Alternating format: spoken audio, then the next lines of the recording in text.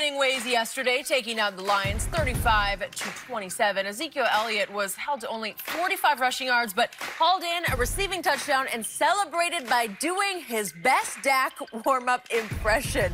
Dak led the way through the air with 444 yards, 3 TDs. The Cowboys are now 6-4 with sole possession of first place in the NFC East. So, Shannon, how impressive were the Cowboys yesterday? I was very impressed with their offense and Dak Prescott. Skip, I think I said a couple of weeks ago that was Dak's best game, but this was the Dak best game that I've ever seen him play. Wow. Ever seen him play? Ever seen him play for the simple fact is that what we've seen is that when teams normally bottle up Zeke, yeah, he throws for huge numbers, but they don't win. Okay. Not only did they bottle up Zeke, but either Amari was limited, but I think they put a little extra attention on Amari also.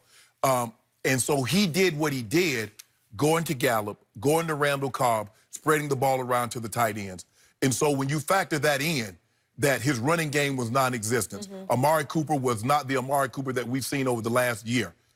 And he was able to do that. And notice I said I was impressed with Dak and his offense, because the defense still gave up 27 points to a Jeff Driscoll-led offense. That's unacceptable. Skip, Jeff Driscoll is not good.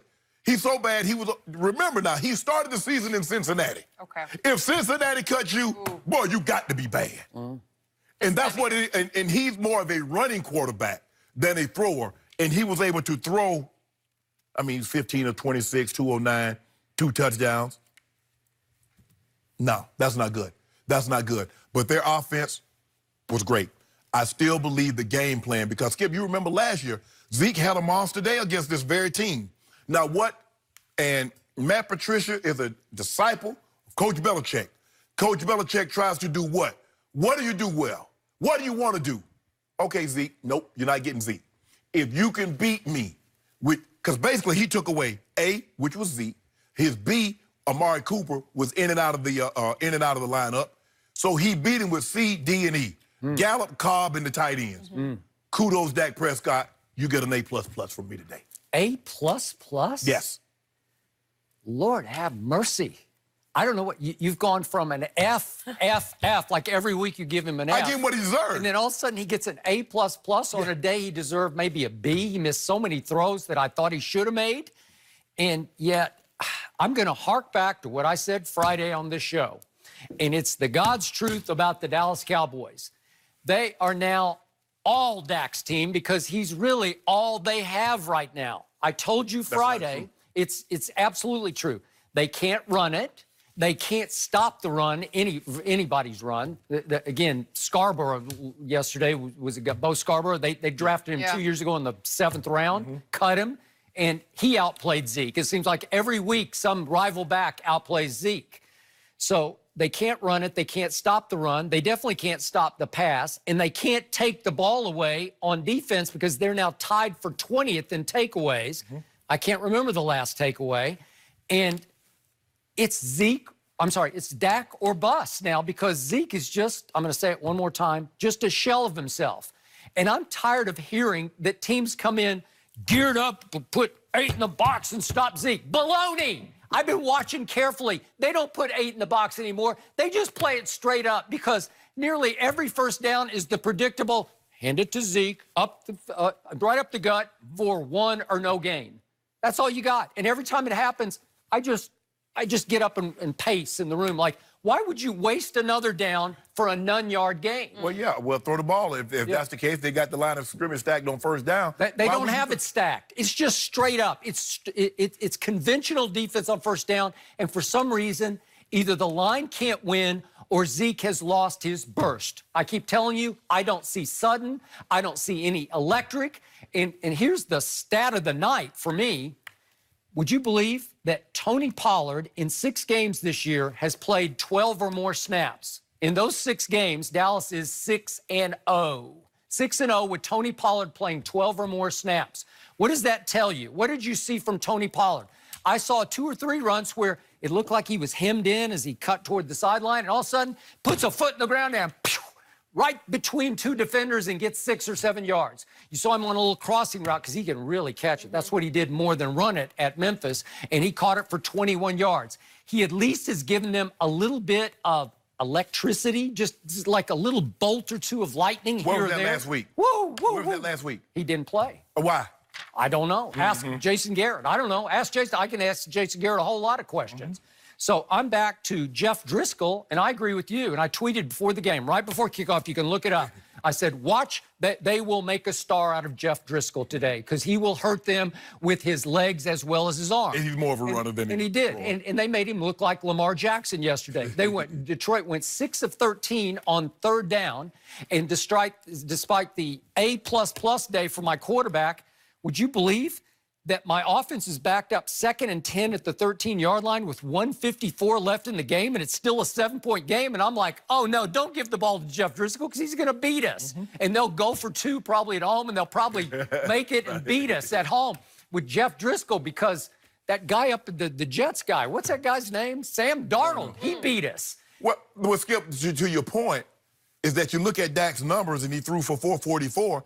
Just imagine if his defense had given him a turnover or 2. What would those numbers have been? Now, maybe, Skip, if he gives them a turnover early, Dak's not in the game. He doesn't pile up these numbers. But it just goes to show you how methodically they were. If you look at this again, 8 of 14 on third downs. You win a lot of games if you're in the 50 percentile on third downs because now you're getting 3 more opportunities to get the ball in the end zone. They were 57% on third down yesterday. By the way, they are running away with the lead in third down conversions. They might be Thank you very much. They might be on record pace. Okay, thank you. That's all you got. Is the quarterback converting on third down. Every once in a while, Zeke has gotten the 1 or 2 yards on third down, but mostly it's the quarterback throwing it on third down.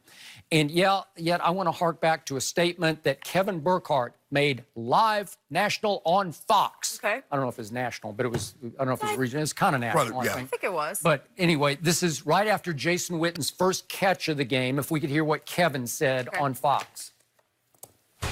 Witten told us the formula is flipping. We have to come out and attack with the pass game. I thought that was fascinating. That's it.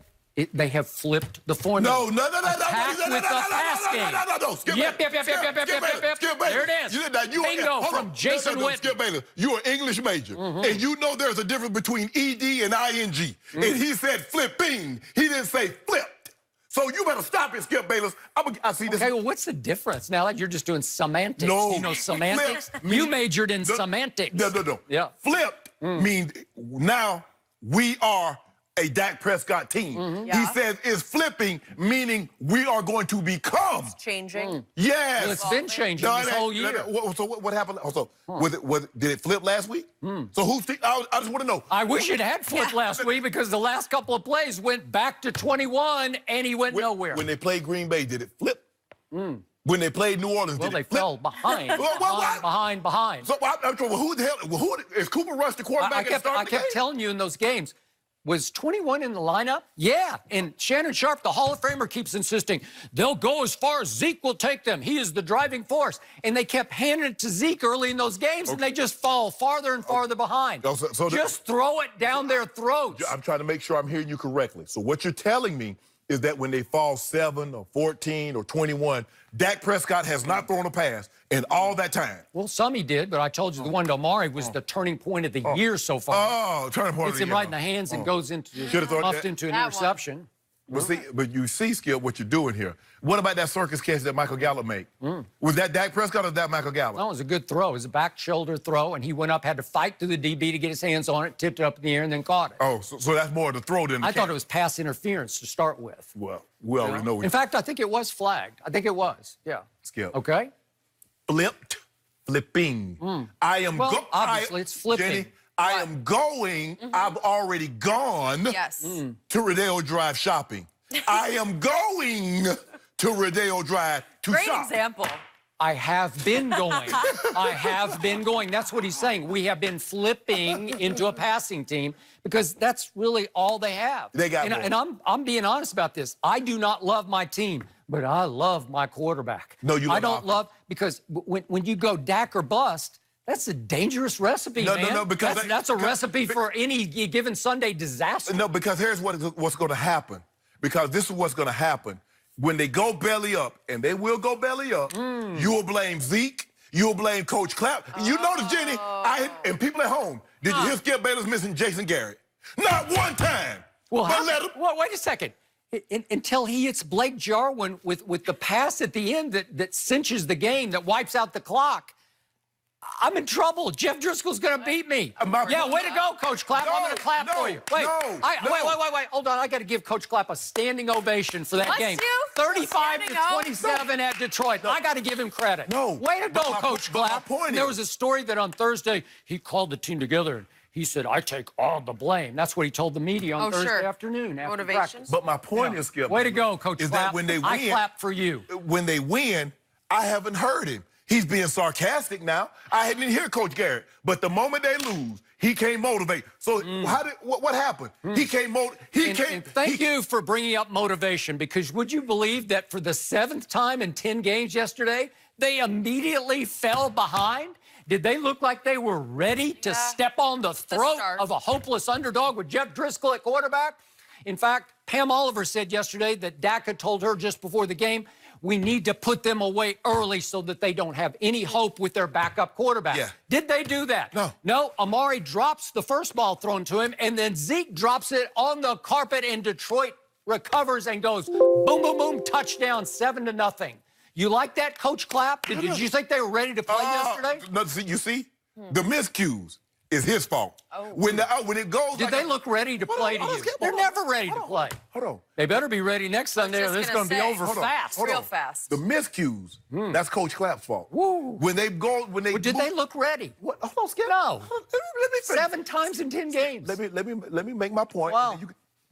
But when things go well, they move the ball. They have over 500 yards of offense. Dak Prescott's 444, 3 touchdowns. Looks like a fine oil machine. Not one time is the coach mentioned. But the moment they lose, he's mentioned. He's the topic of conversation. Well, I didn't think it looked like well-oiled yesterday. It better look like it next Sunday at New England. You just where said they got little to no chance. Skip, you just said they're running away with third down conversion. They were 8 of 15, which is 57%. 500 yards of total offense, and that didn't look like precision.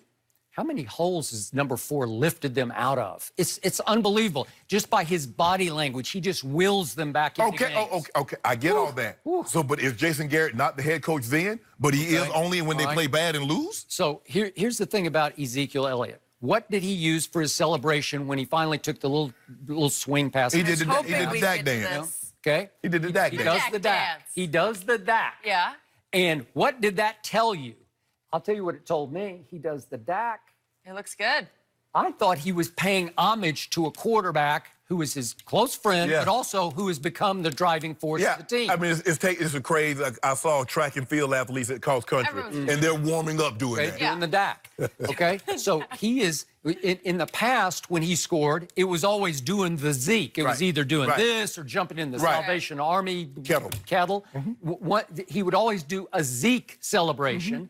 But now he's doing a Dak celebration. So I think even he, because he's a good teammate, he's a good guy. And I think, no big ego. I think they're really good friends off the field. Yeah, we know they're teammates, but all teammates aren't good friends or best friends off the field. I sincerely believe these two guys, because they came in together. So there's always going to be, one's the running back, one's the quarterback. And the best thing he did yesterday, he made a nice snag of a ball. It was a little behind him. And the reason it was behind him is because it was a blitz, and the DB gets his hand out, and Dak had to sidearm it under the DB's arm. And Zeke picked it off the carpet and turned, and there was pretty much nobody home. And I did see a small burst. But again, it's all green. It's all like, oh, now you got an opening. Now you can just sort of take off and run it in the end zone. And that's the first burst I've seen from him in about, what, a month? You know what? Woo. Oh, he's not running in the San Cabo anymore? It's an expensive burst there. Yeah, that's a $50 million guaranteed. Oh, my goodness. Crazy burst. So we got an overpaid running back and a way underpaid quarterback. Hey, now Troy Aikman, I did read Troy Aikman tweet. Troy Aikman said, pay that man. Now, we know, Skip, there's no... We know why Dak hadn't signed this contract. And the price is only going up. Okay. At this point, love a man who bets on himself and backs it up. I love it, too. I love it, too. You deserve $40 million with 120 because you see with Jared Goff, you definitely deserve more than Jared Goff.